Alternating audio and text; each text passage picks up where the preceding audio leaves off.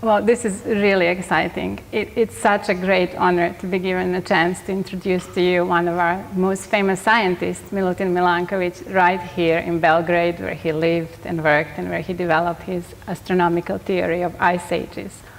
My attempt, this is a disclaimer, will be really modest. It is not possible in one talk to describe all the incredible events that happened in his life.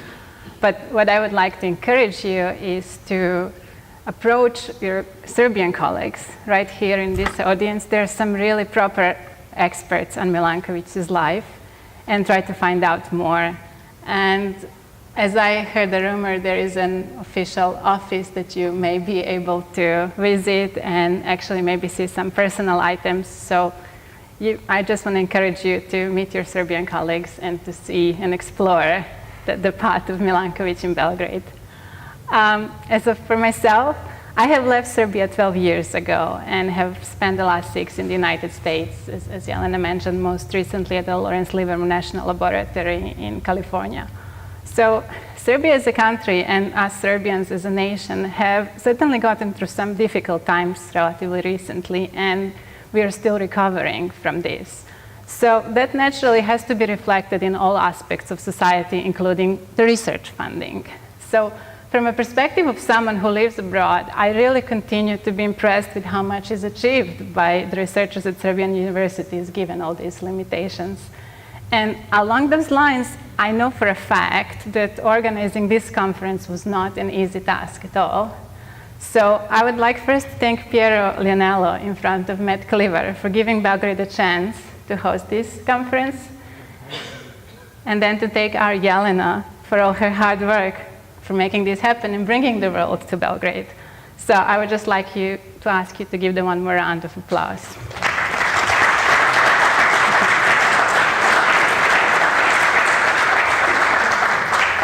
Okay, and then getting back to what I was actually asked to do here, I would like to clarify that the title of this talk, Through Distant Worlds and Times, is a literal translation of one of Milankovich's books that was written in Serbian, but unfortunately never really translated into English language. And what I wanted to do in this talk is use Milankovich's different literary works that have not been translated into English language, and to try to introduce Milankovich to you from a more personal viewpoint, basically not through his work, but through his private life. So what you probably know Milankovich of is for his astronomical theory of ice ages, or more accurately, Milankovich basically created the first climate model of our planet when he combined his knowledge of mathematics and celestial mechanics and provided calculations of incoming solar installations in different latitudes and times.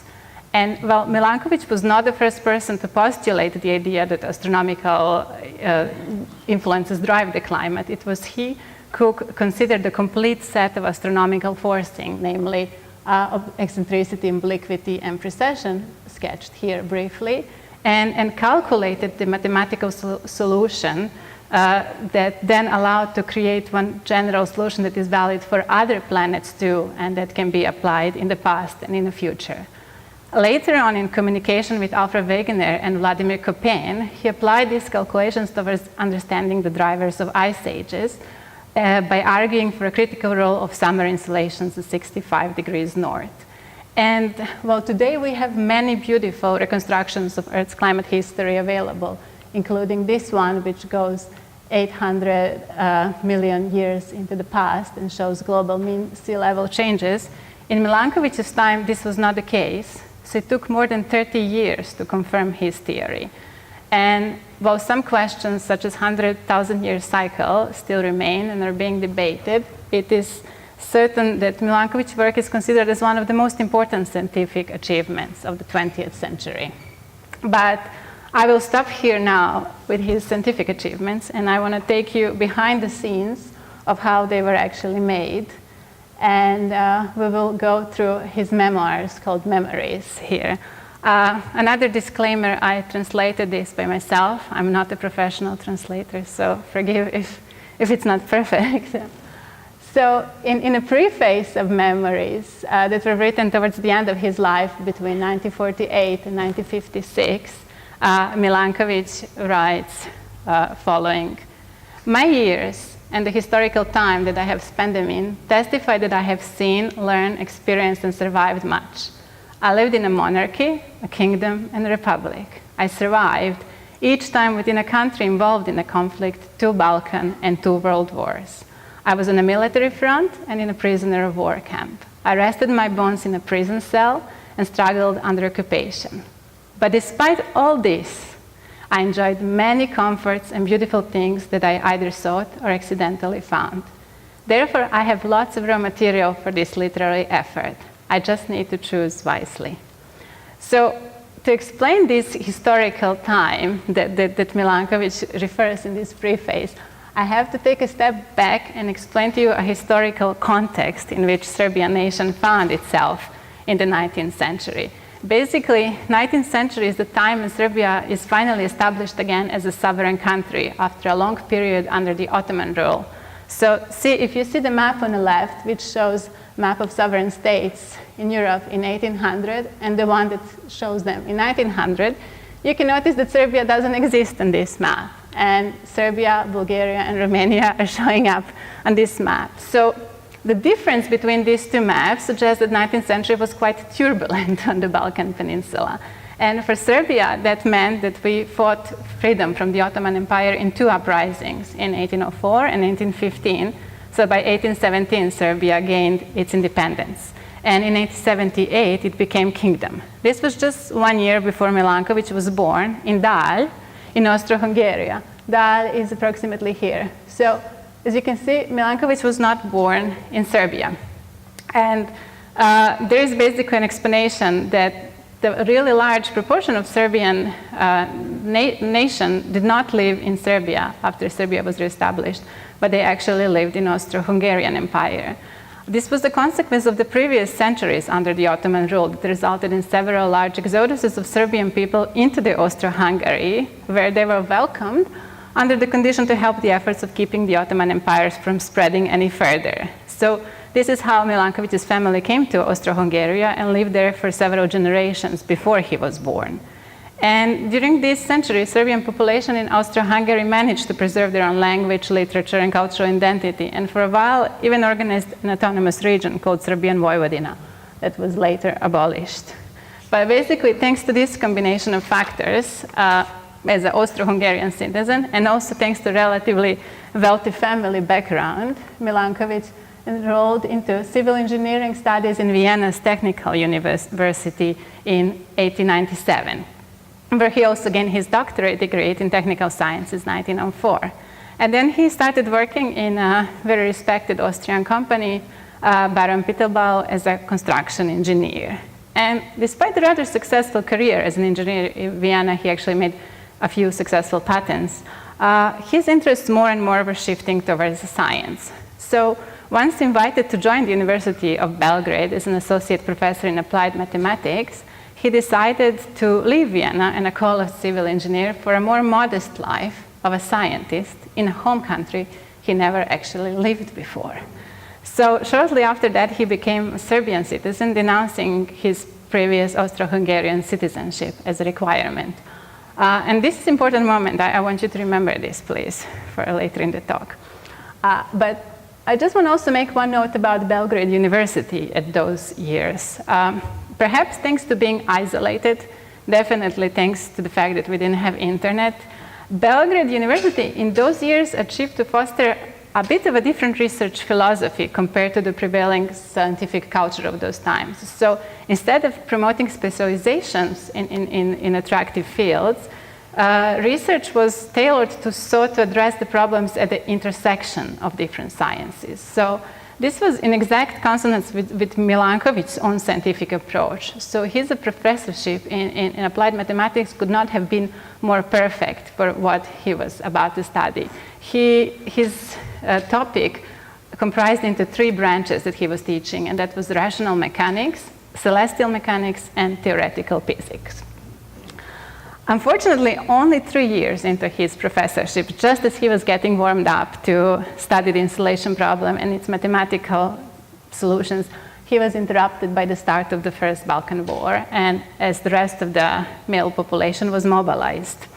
The only lucky fact here was that the army actually recognized his intellectual skills and decided to use them instead of just sending him directly to the front line. So in his war diaries, he writes following: "We were both chosen as reference for foreign correspondence in the headquarters of the 1st Danube Division. But once we arrived there, none of the officers present knew what the duty meant. Eventually, it was explained to us. Our task was to follow reports from foreign newspapers about movements of armies and relay them to our command officers. Then everyone saw that we were important people because of the role we had. We got the money we needed for foreign newspapers and we ordered them right away. Other than that, we did not have other duties in the division headquarters, so we would come there for a conversation and coffee." Now, not all the war diary inputs he made were as humorous as this one, but the fact is, and I think that this input illustrates, that his professorship call did keep him out of the arm's way during those difficult years. And remarkably, his publication record did not appear to have suffered too badly. So in 1912, he already publishes on the mathematical theory of climate, and also in 1913, he follows with on the application of mathematical theory of heat conduction to the problems of cosmic physics. Unfortunately, even the peace that started in 1913 did not last long. So only a year later, Milankovich's work was interrupted once more by the start of the First World War. And interestingly, this start of the First World War caught him during his wedding trip to his hometown of Dal in Austro-Hungary. And as now a Serbian citizen in Austro-Hungary, he was imprisoned by the Austrian military authorities. That meant that he first spent 6 weeks under house arrest in Dal, in his home, and then he was taken to Karlovac prison for a month in today's Croatia, after which he was moved to civilian and war prisoners camp Nežider or Neusiedl in today's Austria. So during this time, his wife went to Vienna and contacted everyone he had ever met, asking to help have him released. And eventually, thanks to the intervention from one of his old professors from Vienna University, Professor Čuber, he was released from the camp after 3 months and allowed to live in Budapest under police surveillance. So the rest of the war, he lived quite peacefully in Budapest. And in March 1919, he returned to Belgrade with his wife and a 4-year-old son. So in his diaries, he writes following: "After a comfortable 3-day cruise down the river Danube, I arrived to Belgrade on March 15, 1990, thus finishing my exciting 5-year wedding trip." But even in the face of this adversity, Milankovich did not despair, and basically he used this time to think and to create one of his most important works of his lifetime. So basically, while being in prison, and then later in Budapest, he finished the mathematical theory of thermal phenomena produced by the solar radiation. And this work was completed in 1917, and it was about to be published by Teubner in Germany in 1918, but then they ran out of paper since it was war years. So it had to wait till 1920s, and then it was published in Paris by Gautier Villard. Then the next years were actually comparably quite easy and good for Milankovich.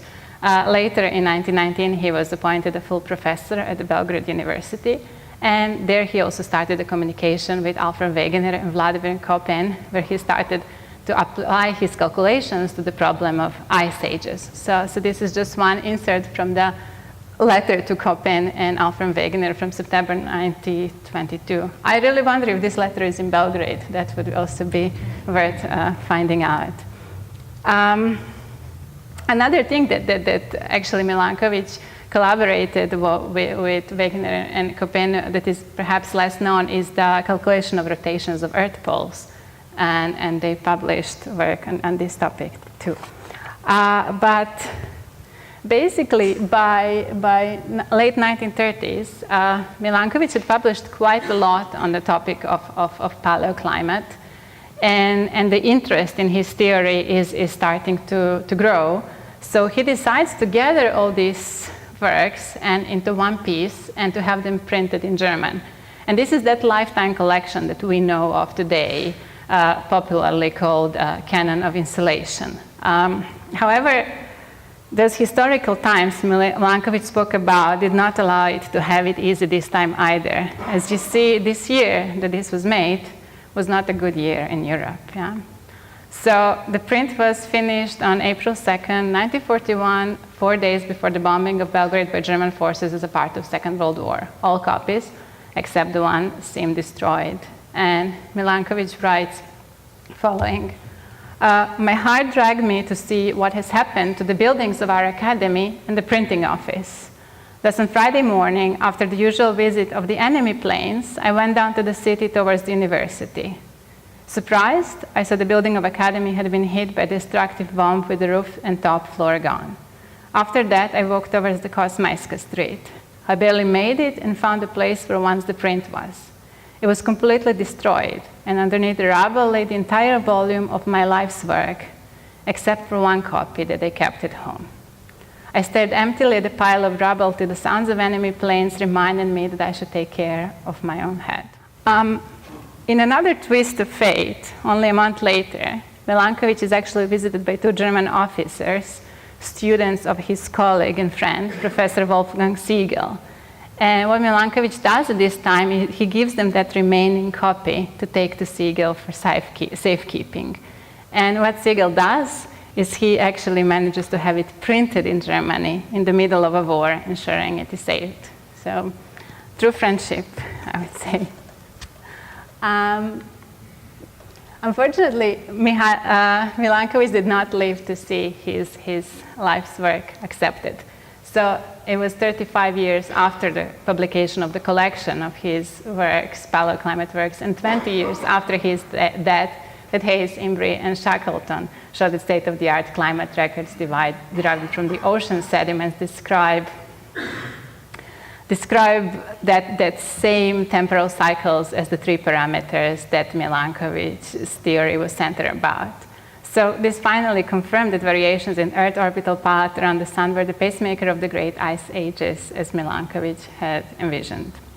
Now, despite the fact that really some pretty horrible things had happened in his lifetime in terms of witnessing the destruction of your life's work, or never actually having your life's work recognized by a scientific community till you die, I assume it's much worse than when we had a paper rejected or a funding call not accepted. He was an extremely positive person, and you can feel that through entire memoirs of his. And it was probably exactly that positivity that made him such a great scientist. So I'll just leave you with one more sentence that I liked in his book. And I believe you're about to see a movie about him, yeah? So I'll stop here. I think there is way more, so look for your Serbian colleagues and try to find out.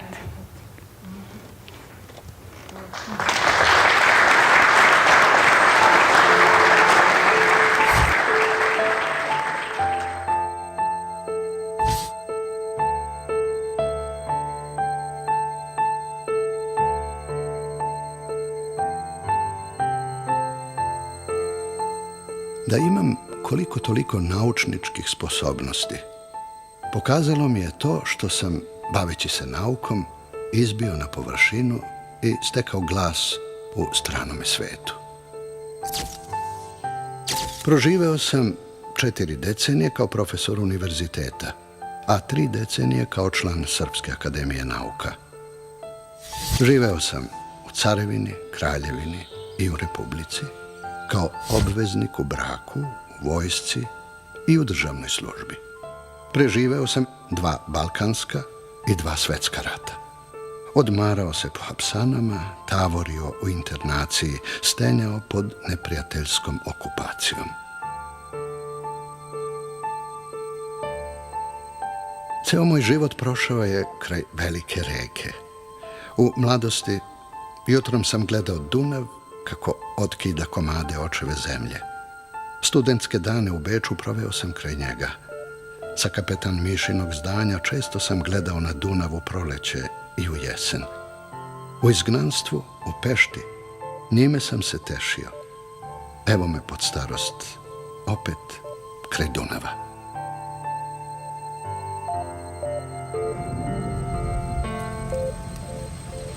Punih 25 godina radio sam ja na svojoj teoriji osunčavanja. A sada kada je taj rad završen, ja više posla i nemam. Previše sam star da otpočnem rad na kakvoj novoj teoriji. A teorije takvog dometa kakvog je bila ona koju sam završio ne rastu na granama drveća. Možda će nešto iza mene i ostati.